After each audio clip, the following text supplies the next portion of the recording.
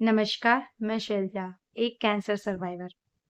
बहुत सारे लोगों ने मुझसे पूछा हुआ है कि क्या मुझे रिकरेंस हुआ था? अगर हाँ, तो फिर उसके बाद मेरी तबीयत कैसी है? या फिर अभी मेरे वीडियोज़ नहीं आ रहे तो मेरी तबीयत अभी कैसी है? तो आज इन्हीं सारे सवालों के जवाब मैं देने वाली हूँ। कमेंट में भी कई लोगों ने मुझे पूछा हुआ है, तो आज मैंने सोचा इसके ऊपर बात करेंगे और मैं आपके साथ सच में दिल से कुछ बातें शेयर करना चाहती हूँ। आइए आज का वीडियो फटाफट स्टार्ट करते हैं। तो आइए सबसे पहले जानते हैं कि क्या मुझे रिकरेंस हुआ था। जी हाँ, मुझे कैंसर सर्जरी के कुछ ही महीनों बाद मुझे रिकरेंस हो गया था। लेकिन ये बात सुनना मेरे और मेरे परिवार के लिए उतना ही भयानक था जितना कि पहली बार। इतनी सारी परेशानियों में से बाहर निकल आई थी, अब मुझे लगा था कि अब मैं ठीक हो चुकी हूँ। उसके तुरंत बाद ही मुझे फिर से रिकरेंस होना मेरे और मेरे परिवार के लिए बहुत डरावना था।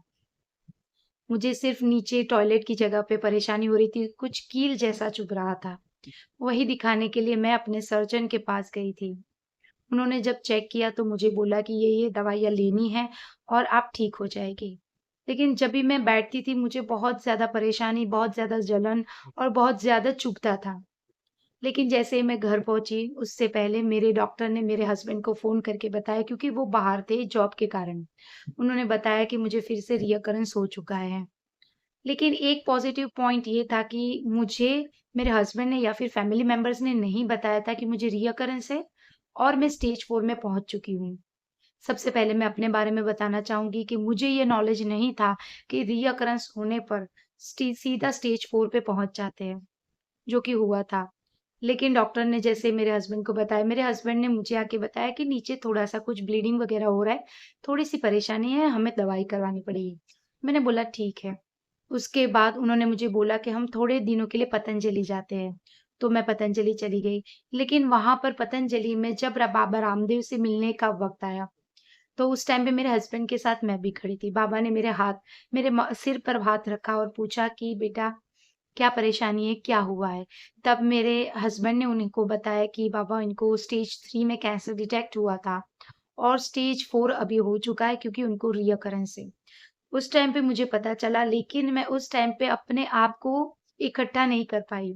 मुझे समझ में नहीं आ रहा था कि मैं क्या बोलूँ, क्या ना बोलूँ? मैं अपने हस्बैंड को क्या पूछूँ? उसके ठीक 1 दिन बाद मेरी बेटी का जन्मदिन था।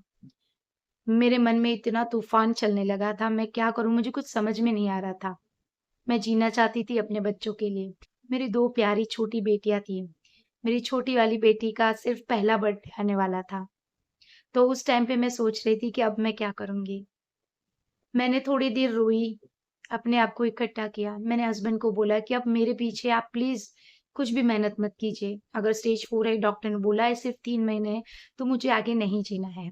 आप मेरे पीछे बिल्कुल भी खर्चा मत कीजिए। मेरी 2 छोटी बेटियाँ हैं, आपकी एज काफ़ी कम है क्योंकि उस टाइम पे मैं और मेरे हस्बैंड दोनों सिर्फ़ 30 साल के थे।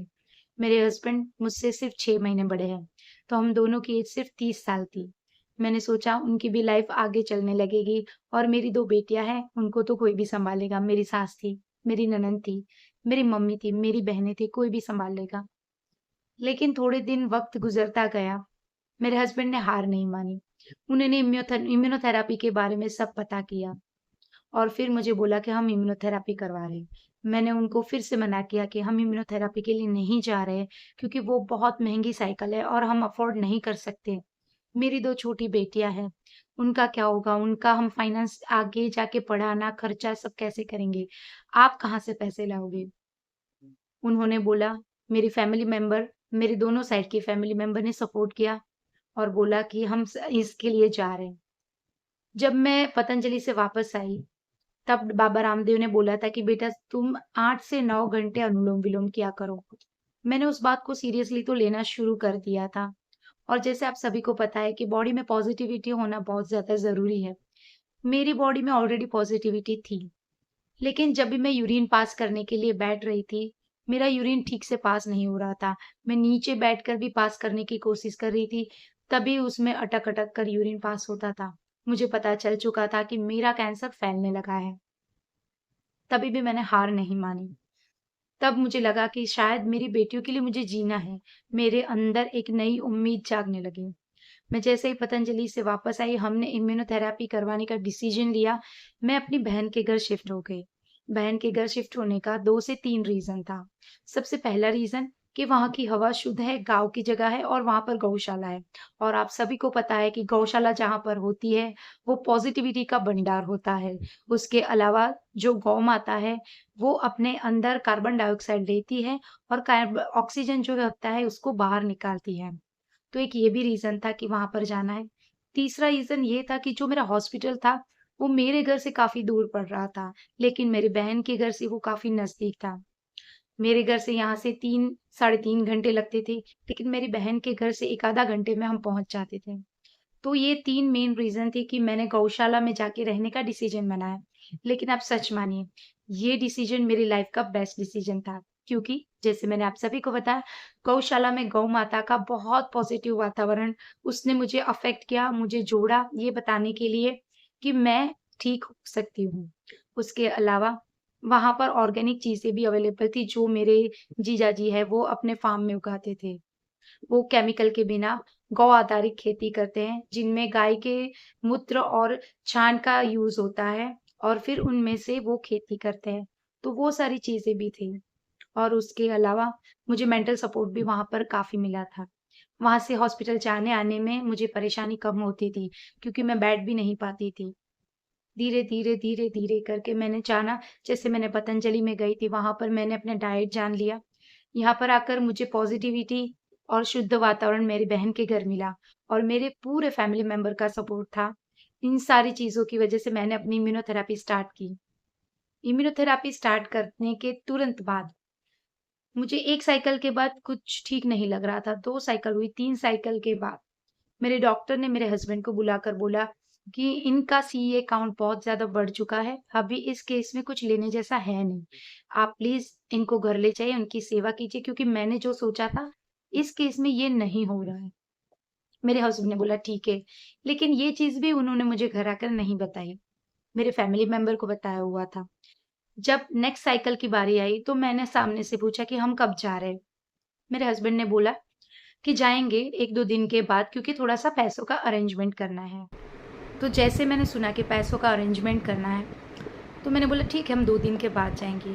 लेकिन वही दौरान जो मुझे इतने टाइम से पॉज़िटिविटी एक तो माइंड से मिल रही थी, खाने में सब कुछ सही जा रहा था, ना प्रोसेस्ड चीज़ें जा रही है, ना ही कुछ केमिकल वाला जा रहा है, ना ही मैं कोई वैरायटी ऑफ फूड खा रही हूँ। तो ये मेरी चीज़ों में जैसे ही सुधार आना स्टार्ट हुआ, मेरी बॉडी में एक हीलिंग स्टार्ट हो गई थी। मेरा सीए काउंट बहुत ज़्यादा बढ़ चुका था, लेकिन मेरी इनिशियल हीलिंग स्टार्ट होने की वजह से मुझे अच्छा फ़ील हो रहा था और वही अच्छे फ़ील होने पर मैंने अपने हस्बैंड को बताया कि मुझे ये सुधार अपने अंदर दिख रहे हैं। मैं अच्छा फ़ील कर रही हूँ और मुझे अपनी थेरेपी के लिए जाना है। जहाँ पर मैं एक तरफ मना कर रही थी, वहीं मैं सामने से बोल रही हूँ। मेरे हस्बैंड ने मेरे और अपने फैमिली मेम्बर से बात की। उन्होंने सोचा कि इतने पैसे खर्च किए, तो थोड़े से पैसे ज़्यादा, लेकिन वो चाह रही है तो हम इम्यूनोथेरेपी करवाने जाएँगे। ऐसे करके फिर हमने और 3 साइकिल ली और आप सच नहीं मानोगे, डॉक्टर ने पहले ही बता दिया था कि इस केस में कुछ लेने जैसा है नहीं और आगे जो भी होगा वो आपके ऊपर है। आप बोल रहे हो तो मैं थेरेपी देता हूँ, लेकिन मेरी तरफ से ना है। लेकिन डॉक्टर का जो एटीट्यूड है वो काफ़ी पॉजिटिव था। वो भी जब भी मुझे मिलने के लिए आते थे, उन्होंने मुझे नहीं बोला है कि आपके केस में कुछ लेने जैसा है नहीं। ऊपर से बोलते थे या वाओ यू आर रिकवरिंग, आप काफ़ी अच्छा कर रहे हो, आपको कैसा लग रहा है, आपको ये खाने का मन है तो आप ये खाइए। मैं पूछती थी मैं खा सकती हूँ? तो बोलते हाँ क्यों नहीं खा सकते, हम थेरेपी ही ऐसे ले रहे हैं, आप सब कुछ खा सकते हो। तो मेरे अंदर खाने की क्रेविंग जागी, अपनी बेटियों के लिए प्यार जागा और मेरी लाइफ के प्रति मुझे लग रहा है मैं रिकवर हो रही हूँ। तो यही सारी पॉजिटिविटी को लेकर जब 3 महीने बाद फिर से स्कैन हुआ, आप सच नहीं मानोगे, मेरी रिकवरी स्टार्ट हो गई। मेरे डॉक्टर का जो दिमाग है वो गुम हो गया। मतलब वो भी खुद को ये नहीं कर पा रहे कि एक्सप्रेस कि ये केस में ये मिरेकल कैसे हो सकता है। लेकिन साइंस है, दवाइयाँ ऐसी काम कर रही है, लेकिन उसके साथ साथ बहुत सारी चीज़ें काम करती है। मैं पहले भी पॉजिटिविटी पर काफ़ी ध्यान देती हूँ अभी भी, और मैं अभी भी आपको बोलती हूँ अगर आपकी बॉडी में पॉजिटिविटी है तो आप कैंसर को मात दे सकते हैं। यही सच है। दवाई के साथ साथ अपनी खुद की और अपनी फैमिली मेम्बर की पॉजिटिविटी बहुत ज़रूरी है। मैं सच बताती हूँ, मेरे फैमिली मेम्बर ने कभी नहीं सोचा कि मुझे कैंसर ठीक नहीं होगा। ये बोलते वक़्त मेरे भी रूह काँप रही है, मुझे ठीक से बोलना भी वर्ड्स नहीं मिल रहे, लेकिन ये बात सब सच है कि ये सारी चीज़ें हुई है। धीरे धीरे करके वक्त बीतता गया और मेरी इम्यूनोथेरापी की साइकिल 38 कंप्लीट हो चुकी है। उसके बाद मैंने अपना 3 टाइम पेट स्कैन करवाया है और हर 6 महीने में मेरा ब्लड टेस्ट होता है, जिस पे मेन होता है मेरा हीमोग्लोबिन, एसजीपीटी, सीईए काउंट और क्रेटिनाइन। ये सारे रिपोर्ट्स क्लियर आ रहे हैं, कोई भी सिम्टम्स ना ही कैंसर का रिपोर्ट में दिख रहा है ना ही मेरी बॉडी में। सिर्फ थोड़ी सी 3-4 चीज़ें ऐसी है जिससे अभी भी मैं स्ट्रगल कर रही हूँ, जिसमें सबसे पहला है मेरा थायराइड, जो कि मुझे इम्यूनोथेरापी की साइड इफ़ेक्ट में आया था। उसको मैंने कंट्रोल तो कर लिया है, लेकिन मुझे बार बार देखना पड़ता है कि कहीं वो अनकंट्रोल ना हो जाए। उसके अलावा मुझे मेरी फर्स्ट डॉटर जब बॉर्न हुई थी तभी से मुझे डायबिटीज़ है और वो डायबिटीज़ अभी भी अनकंट्रोल रहता है। और उसका मेन रीज़न है कि मुझे इलियोस्टोमी है। इलियोस्टोमी में कम फाइबर वाली चीज़ें खाना ज़रूरी है ताकि आउटपुट जल्दी से ना हो और बैग जल्दी से ना भरे, जल्दी से भूख ना लग जाए। उसके अपोज़िट मुझे शुगर कंट्रोल करने के लिए ज़्यादा फाइबर वाली चीज़ें अपने अंदर इंक्लूड करना ज़रूरी है। तो दोनों का डाइट अपोज़िट है, तो दोनों को बैलेंस अभी मैं नहीं कर पा रही हूँ, मैं क्लियरली बता रही हूँ। और उसी की वजह से मुझे टायर्डनेस फ़ील ज़्यादा होती है, क्योंकि शुगर जैसे हाई होता है मैं टायर्ड फील करना स्टार्ट हो जाती हूँ। उसके अलावा इतने लंबी मेरी मेडिकल जर्नी के बाद मैं काफ़ी जल्दी थक जाती हूँ और मुझे थकावट महसूस होती है, मेरी बॉडी ज़्यादा काम नहीं कर पाती है, मैं ज़्यादा वेट नहीं उठा सकती अपनी इलियोस्टोमी के कारण। तो ये सारे ड्रॉबैक है, लेकिन मेरे प्लस पॉइंट है, मैं अपनी सासू माँ के साथ रहती हूँ, उनका मुझे काफ़ी सपोर्ट है, फिज़िकली मेंटली सब जगह। सभी को पता है कि कीमोथेरेपी लेने के बाद अपने मुंह का टेस्ट, मेरा तो अभी तक ये प्रॉब्लम है, क्योंकि थायराइड, डायबिटीज़ और कैंसर ट्रीटमेंट के साइड इफ़ेक्ट सब मिला के अभी भी मुझे 1 महीने में ज़्यादातर दिनों में मुझे अपने टंग पर जो टेस्ट आना चाहिए खाने का प्रॉपर, वो नहीं आता है। सब कुछ मैनेज करना मेरे अकेले के लिए ईजी नहीं है, उसके लिए मुझे सपोर्टिंग हस्बैंड, सपोर्टिंग सास, मेरी 2 अच्छी बेटियां मिली हैं। और यहाँ पर इन तीनों से अगर काम नहीं चलता तो कभी कभार मेरी सिस्टर इन लॉ है, मेरी सिस्टर है जो कि मेरी माँ की तरह है और मुझे बहुत ज़्यादा सपोर्ट उसने अब तक फिज़िकली भी किया है, फाइनेंशियली भी किया है और आज तक वो मेरा मेंटल स्ट्रेंथ है। मेरी मम्मी और मेरे भाई भाभी, इन सारे लोगों का मुझे बहुत ही ज़्यादा सपोर्ट है।